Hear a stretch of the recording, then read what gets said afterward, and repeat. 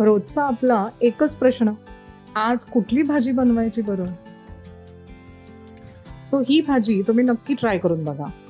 ही भाजी बनवायला तर सोपी आहेच आणि यातले इन्ग्रेडियंट्स सुद्धा आपल्या घरी इझिली अवेलेबल आहेत. ही भाजी बनवण्यासाठी कांदा, कोथिंबीर, टोमॅटो बारीक चिरून घ्या. आपल्या नेहमीच्या फोडणीमध्ये हे सगळं ॲड करा. मीठ, गरम मसाले, तिखट हे सगळं घाला आणि आपल्या भाजीचा बेस रेडी आहे.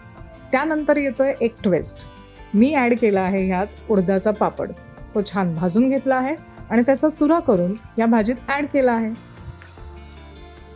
पापडामुळे या भाजीला थोडा क्रंच तर येणारच आहे आणि त्याची चवसुद्धा खूप छान लागणार आहे.